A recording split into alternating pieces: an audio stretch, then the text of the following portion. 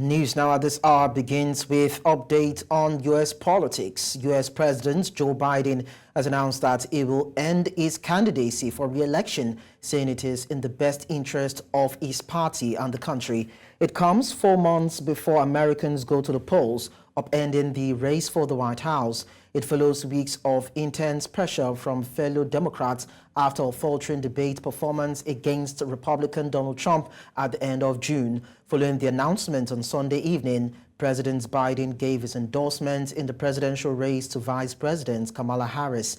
In a letter posted on a social media account, he said it had been the greatest honor of his life to serve as president. Earlier, we were joined by a global affairs analyst, and he said that it is going to be a very tight race. And joining us on the news to share his thoughts is Achike Chude, a global affairs analyst. Achike, thank you so much for joining us. Thank you for having me.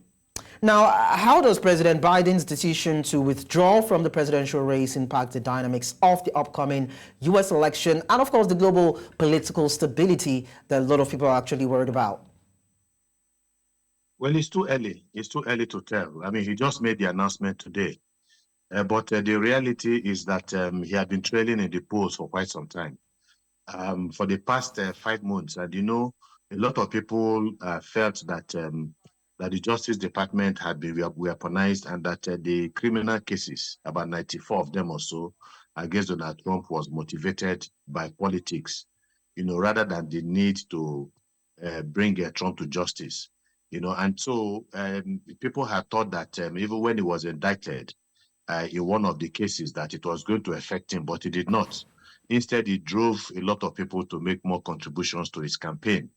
And so, obviously, people have been worried. And so, especially in the battleground states, where Trump, you know, a state that Biden had won in the last time in 2020, Trump is either slightly ahead in most of them, and then in a few of them, in one or two or so of them, he's, you know, tied neck to neck with Joe Biden. And so then after that disastrous debate performance, it was clear to the party apparatchik, the leaders of the party, that something that needed to be done. Otherwise, they will lose the November elections. And so the pressure had been piling for a very, very long, for quite some time now, against Joe Biden, that he should drop out.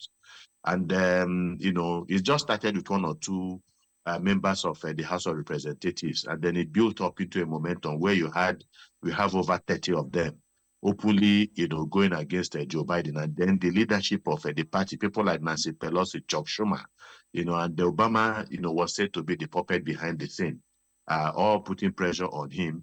And not only that, the donors themselves also began to make threats that they are going to pull their money, they are not going to support the campaign. And that, I think that was the clincher. Because if you do not have money to run a campaign, how do you run the campaign? Wow. So I think the family held that for as long as they could, but it became very clear that something needed to be done. Okay. And, Biden has. Of course, and what is being done now, we now see Biden endorsing Kamala Harris as his successor in the race, and some people feel that this is going to be a rougher patch for the Democrats. What do you think might have influenced his decision, and do you think that Kamala Harris stands a better chance to stand toe-to-toe against Donald Trump? Kamala Harris before now had not been a very popular vice president. Of course, you know that one of the major talking points of the politics of America today is immigration, which is number one in terms of the concerns of Americans, that people are pouring into the country, especially from the southern border. And when Joe Biden came in, he appointed Kamala Harris the border czar to stop the problem of the border. She didn't even bother to go to the border till the criticism got to a very high level, you know. And so it is not very certain that Kamala Harris will do very well against Trump. But I think, again, if you look at it, it's expected that when that happens, that there will be a bounce. Yes, Joe Biden has endorsed Kamala Harris, who is a natural successor to him because she is the vice president. And so, but people within the party are saying that there might be an open convention What it means is that if there's an open convention, that the floor will be thrown open to anybody that wants to contest, for that to be able to run against Donald Trump. Now that would cause a lot of schism within the party, because there are some people who loyalists of Kamala Harris who say under no circumstance must any attempt be made to replace Kamala Harris. So I think ultimately at the end of the day, it will be Kamala Harris. Otherwise, you're going to have an internal civil war within the Democratic Party. And but it's still early. She could show up her poll numbers in the coming days, depending on how the kind of message that she has, for the American people. I think the major drawback is that a lot of Americans are facing serious economic issues. That is, the number two, apart from the border, the number two problem is, that of the inflation in America that has taken a lot of money away from many households in the United States. So these are the issues, and these are areas where the Democrats have very serious deficits. So does it, because they have been in government for the past 4 years. Does it actually mean that Biden didn't actually address these issues that you've mentioned, inflation, the issue around immigration, the borderline, the economy, that even Trump has said is in shambles, but then when you look at it from the side of the Democrats, they feel that Biden actually handled it well. Would you say that the implementation and how Biden has gone about it has not really put the country in a better stead? No, you see, when you look at the statistics in terms of jobs and all that, I think after some time, the economy began to, create a situation where, that a lot of Americans now, job opportunities began to open up for a lot of Americans. But I think that is not enough, because, you see, it's about the basic, food items, groceries, the cost of food. Gas. These are the things that have caused many serious problems for the Democrats. Of course, the border issue has been the biggest weakness of the Biden administration, because they were accused of leaving the border open, where about 11 million people have come, into the United States illegally across the open border. So the policy of the Biden administration was not helpful, and that is impacting against, the Democrats at this time. So the economy is really in bad shape. They tried to make some improvements, but people are going back. And if you ask anybody who wants to be objective, whether black, white, colored, Hispanics, whether 4 years ago that Donald Trump, whether the economy was better, whether they had more money, the answer tends to be a yes, rather than a no. And so these are the things that and they have to battle to be able to come up with a message that will resonate with Americans.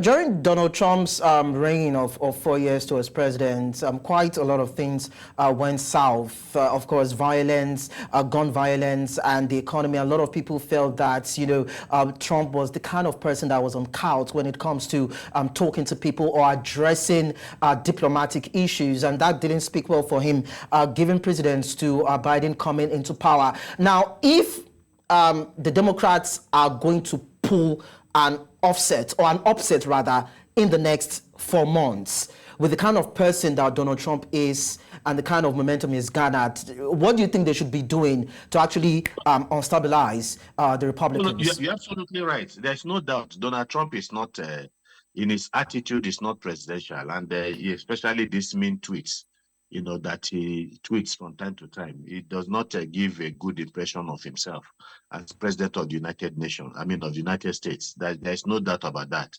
But when you talk about policies, and I think that what people who do not like Donald Trump, what they say is that you need to look at his policies.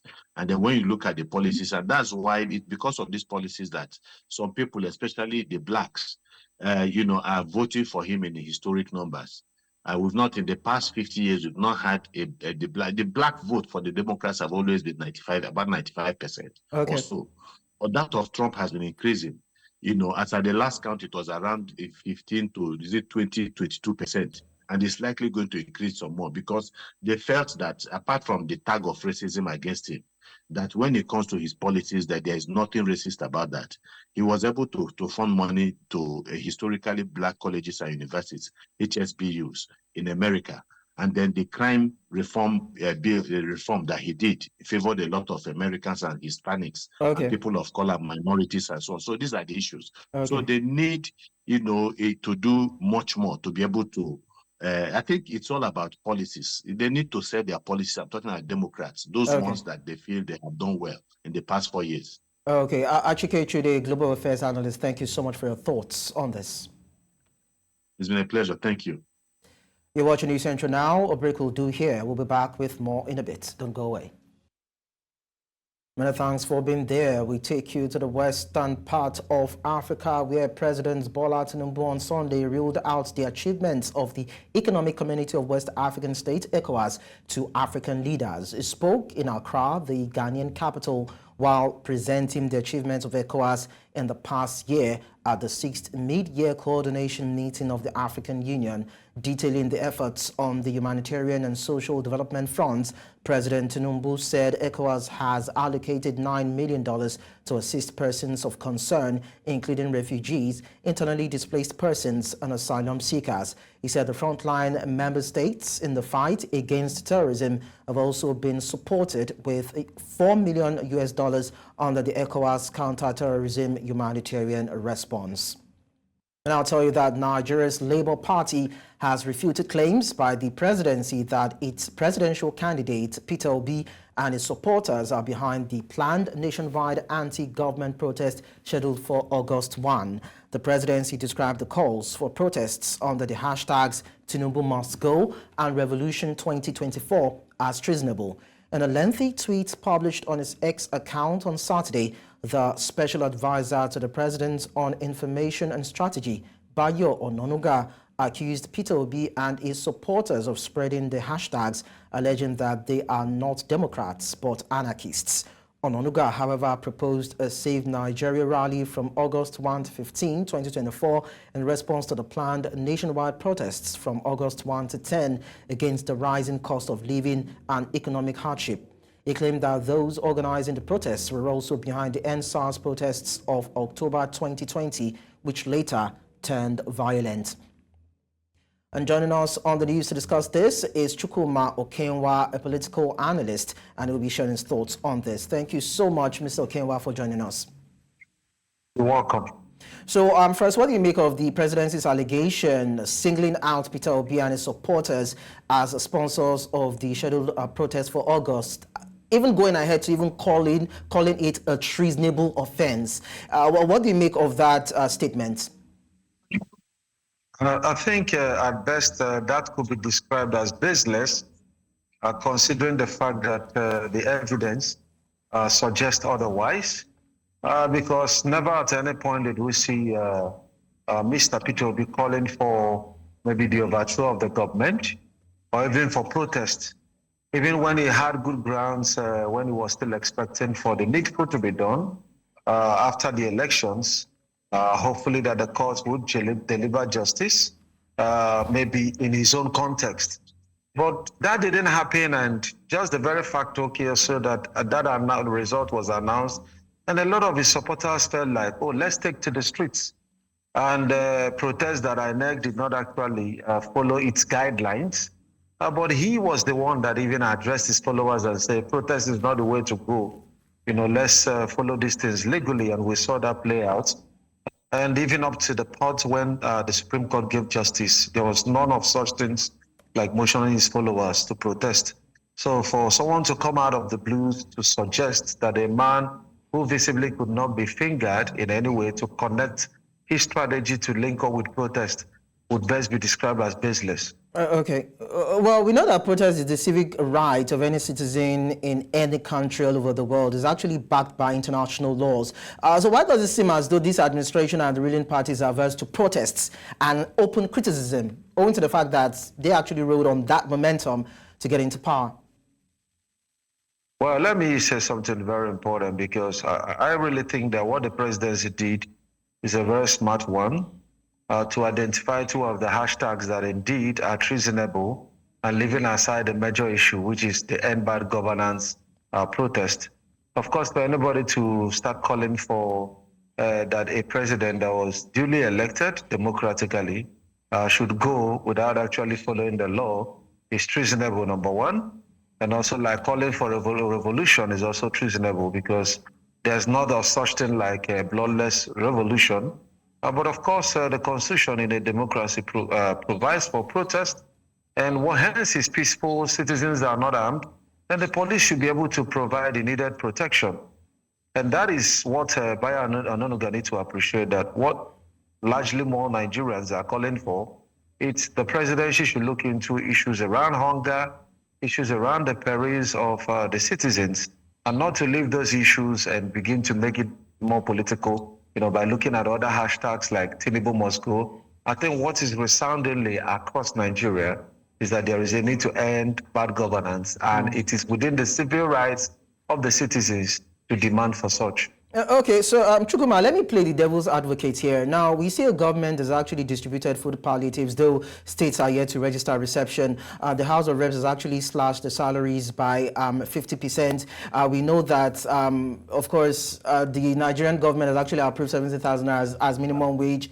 The CNG vehicles and, of course, conversion has been rolled out. Loans are being given to students, and an appreciable amount is added to the reserve, the cash reserve, the foreign reserve of the country. And the government is saying that there are lots more policies coming to bed that will actually cushion the effects of the policies of government over time. Now, aren't these enough to actually placate those who feel aggrieved by how this government has administered over the country? Maybe they should even come to table to dialogue with this government rather than take to the streets. What do you think?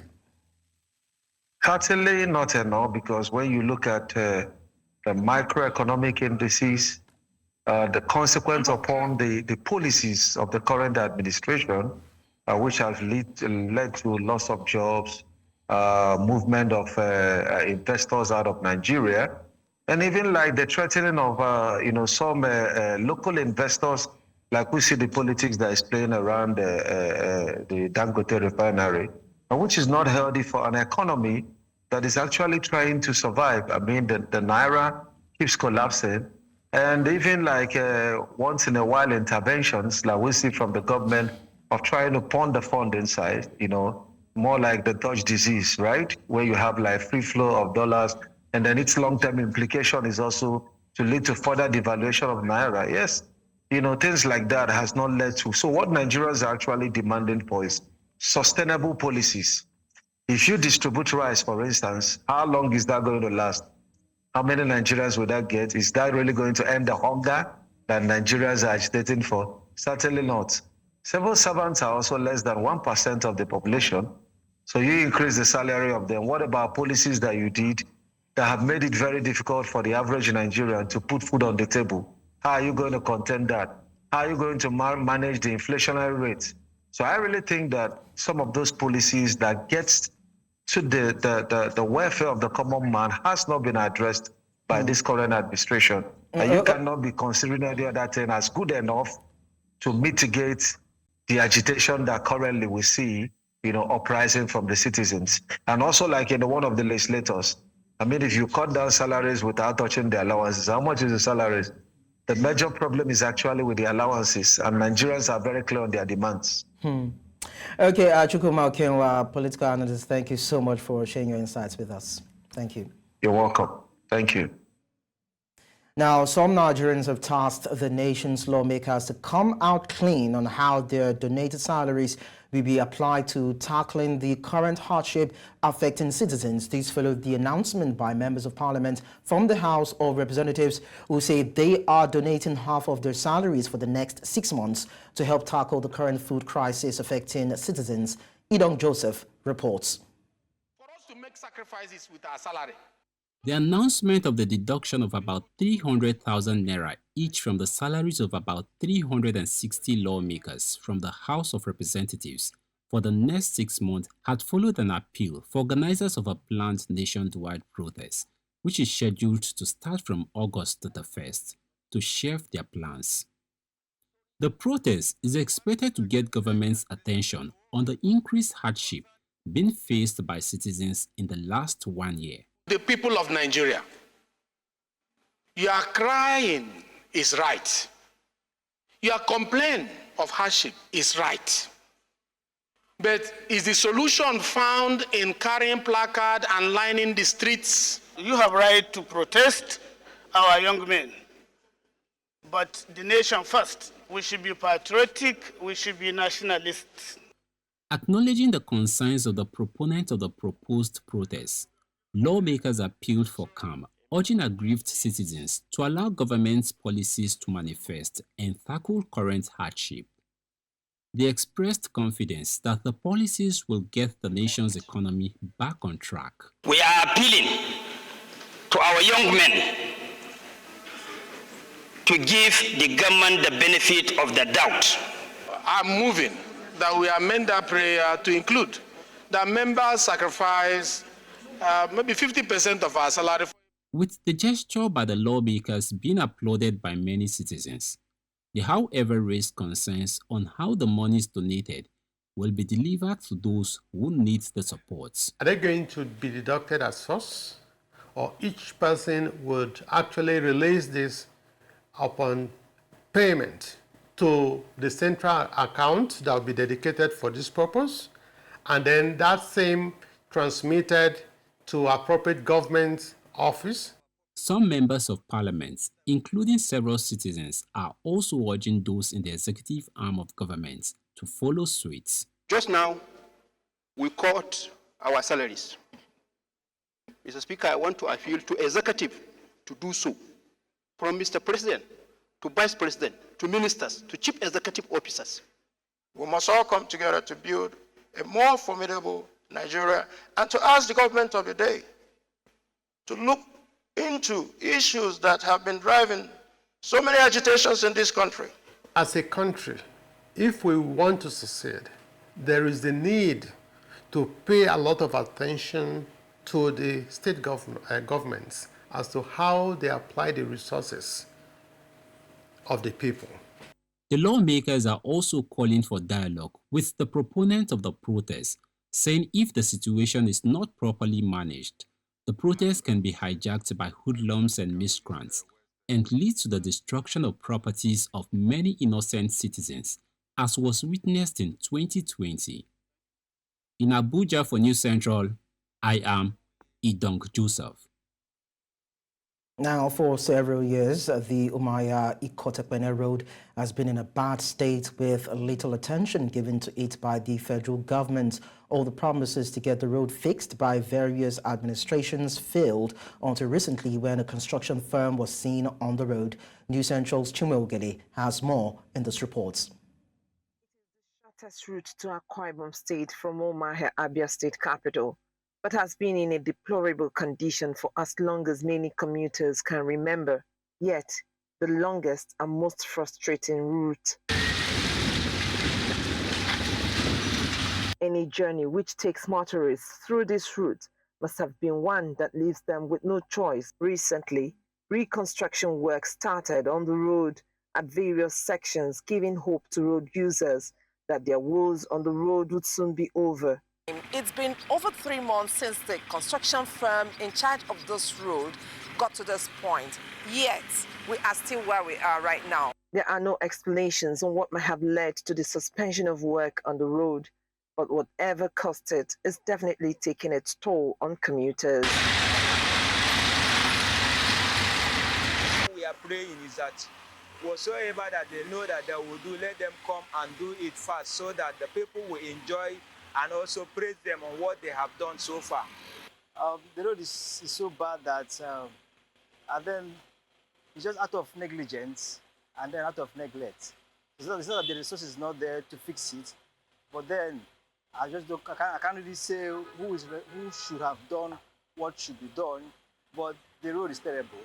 It's so bad. In fact, some drivers have stopped flying this route.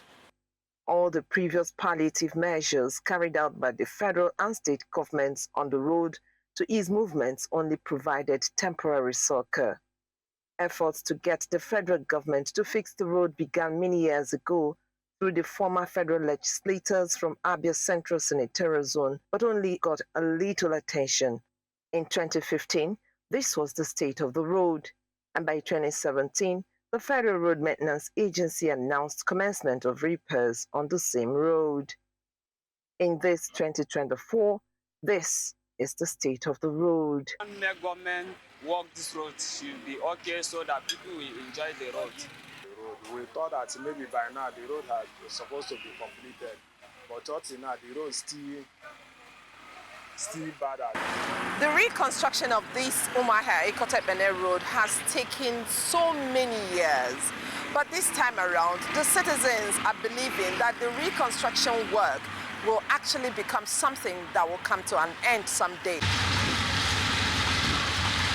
For the road users, it does not matter whose responsibility it is to reconstruct the road, as all they care about is for the road to be fixed.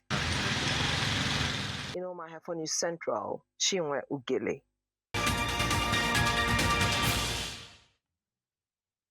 Dozens more in holiday flights have been cancelled across the UK, resulting in a third day of travel chaos for airline passengers following CrowdStrike's botched software update. After hundreds of flights were grounded by the global Microsoft IT outage on Friday, knock-on delays have continued throughout the weekend, with EasyJet so far cancelling 24 flights at London Gatwick and British Airways cancelling a dozen of flights at London Heathrow on Sunday. It comes as Microsoft released a recovery tool to help repair Windows machines hit by the glitch after the company disclosed that 8.5 million devices were affected.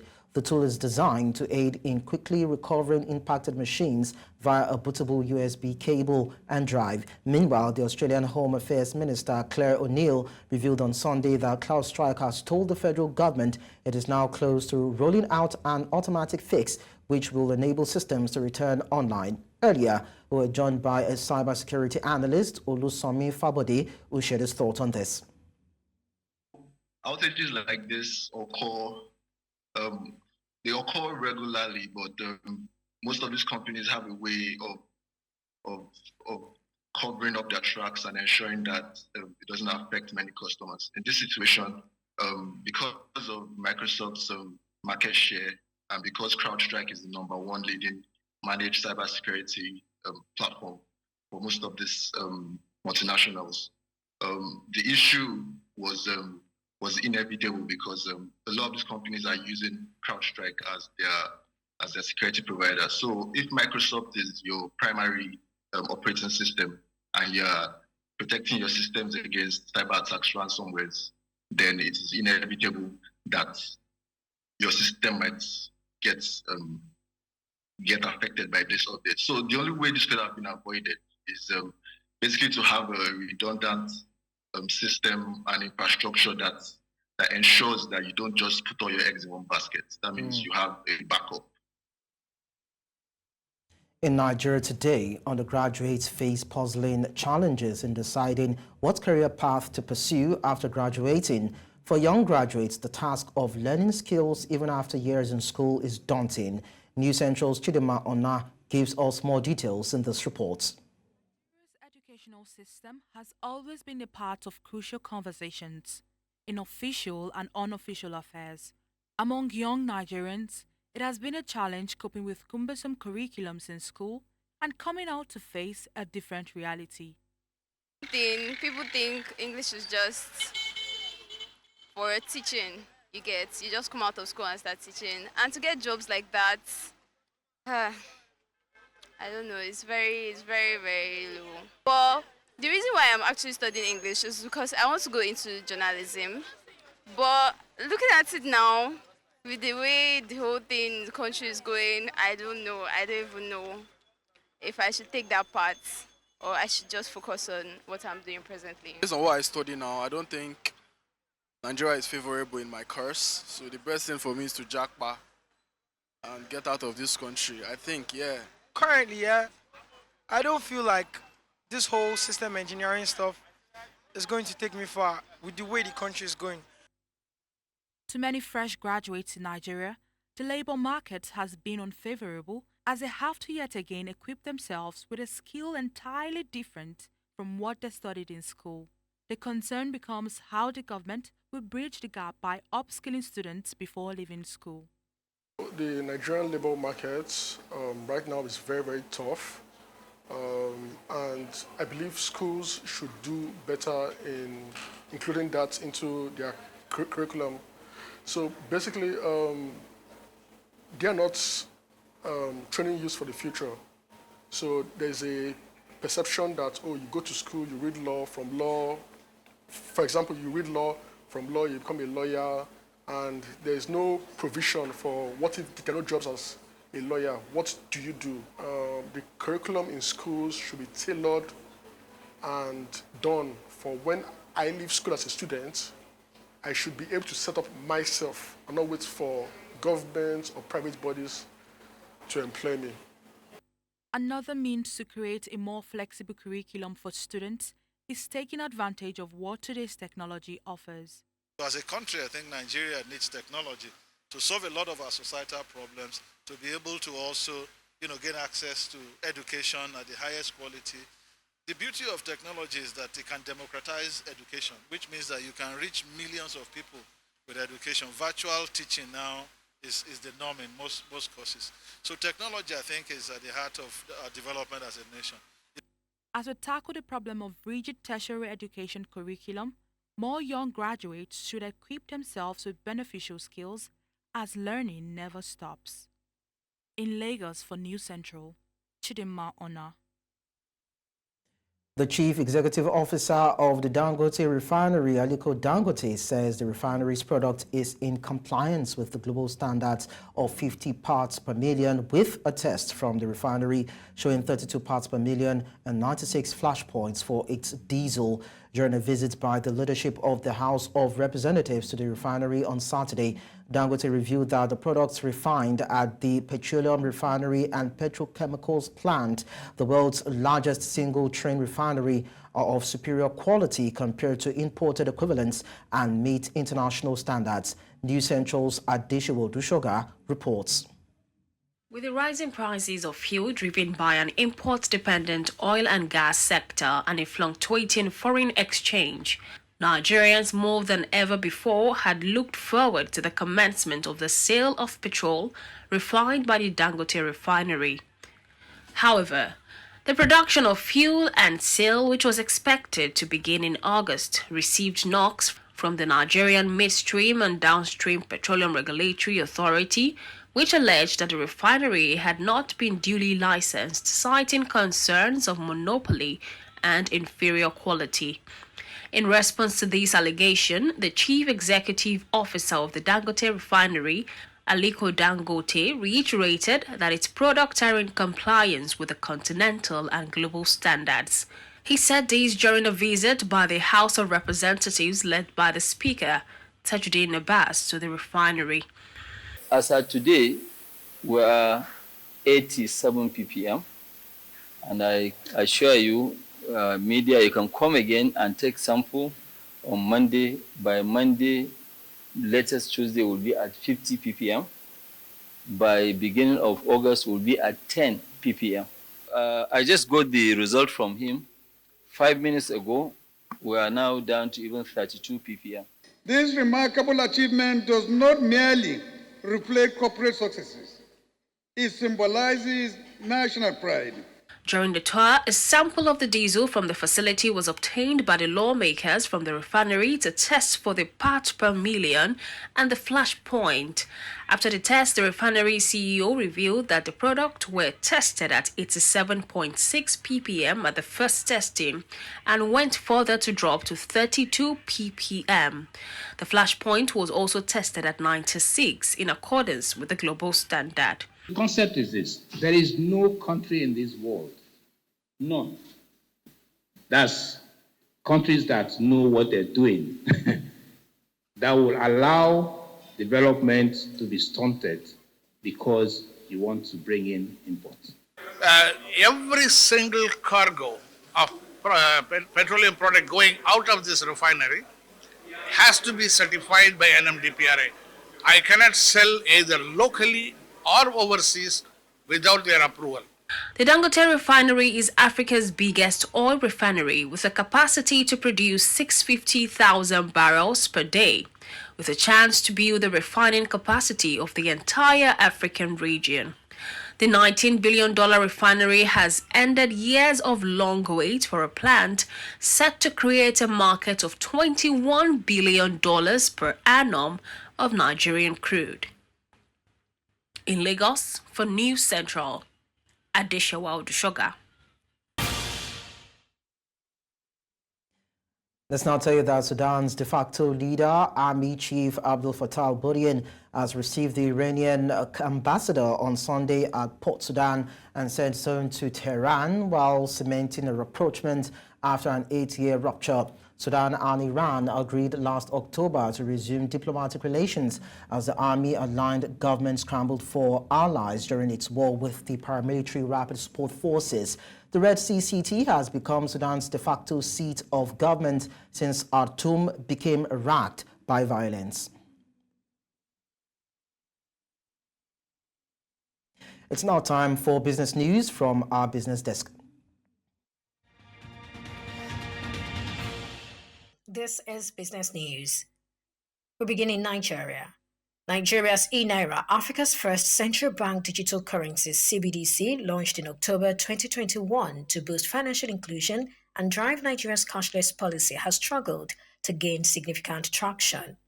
Despite a substantial increase in circulation since its inception, the e-naira still represents a microscopic fraction of the total currency in circulation, accounting for less than 1% as of March 2024.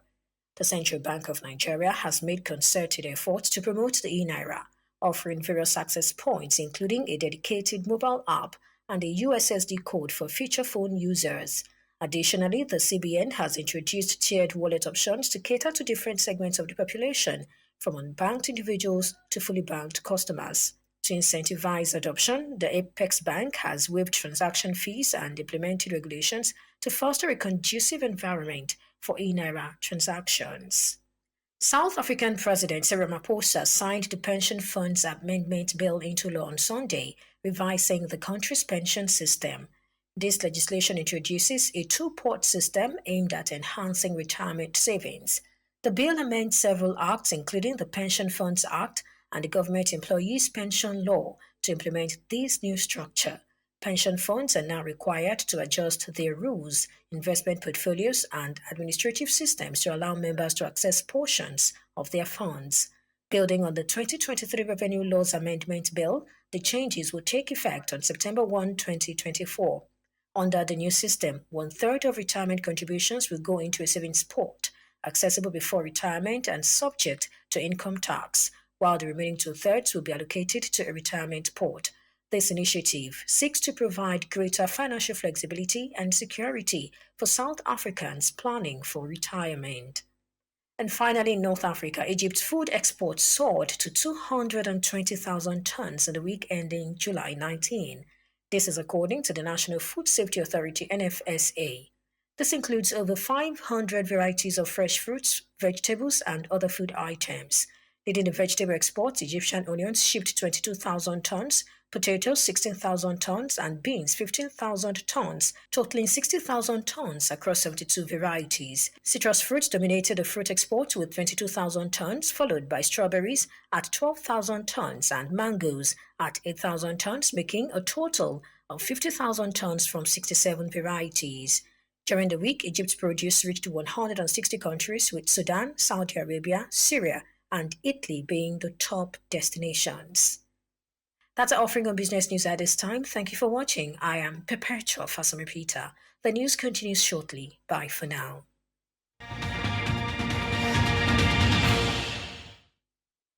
We now bring you sports news.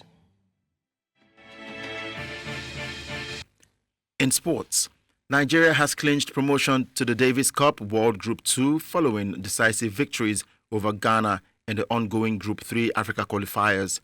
Christopher Bulus and Michael Emmanuel led Nigeria to victory by defeating Abraham Asaba and Isaac Note in identical 6-3, 6-2 matches. This win ensures Nigeria's advancement regardless of the outcome of the third game, concluding the competition on Saturday, the 20th of July. Ghana and Cote d'Ivoire face relegation to Group 4, while Benin Republic will remain in Africa Group 3. Additionally, Zimbabwe and Namibia secured places in the World Group 2 with strong performances at the event held in Abuja.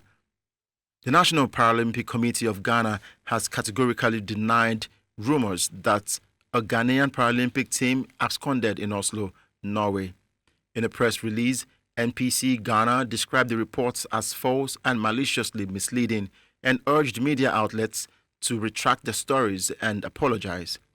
The NPC Ghana stated that the individuals involved have admitted to facilitating the trip with forged letters from the NPC Ghana and the defunct Ghana Amputee Football Association. These individuals are not associated with NPC Ghana. Their actions constitute impersonation and misrepresentation. Earlier on, President of the African Paralympic Committee, Samson Dane, emphasized on the highly implicating matter. Let me make it emphatically clear that the Ghana Paralympic Committee have not applied for a visa for any persons to participate in any game whatsoever in any country in the Schengen area or in the Schengen country called Norway. What has happened is that we have mushroomed disability foundations in our country. And one of them is NST Disability Foundation. These embassies always take persons or applications or informations or support requests from these foundations and do sometimes organize events and programs by not checking their credibility background and not doing due diligence. And the State Foundation applied for a visa for this group of people. In their earlier application, they were 7 people. The application were refused, and the embassy requested that they submit a letter from my office. When they did that and were refused, they had to go and look for my letterhead and my signature, forged them, and submitted the application again, and were granted visa for 7 people. And that's a wrap on Sport Update. I am Udoka Njoko. And that's all at this hour, but before we go, we'll take a look at some of our top stories. U.S. President Biden drops out of the U.S. 2024 election race, endorses Harris. Nigeria President Tinubu rules out ECOWAS wins to African Union leaders. We also told you Labour Party faults government's allegations of Peter Obi's involvement in protests. Do send your eyewitness report to the WhatsApp number and email on your screen. Well, you can follow us on social media. We are at News Central TV. You can equally watch us live on DSTV channel 422, Star Times channel 274, Avo TV and YouTube. Many thanks for watching. I am Lekan Onabanjo.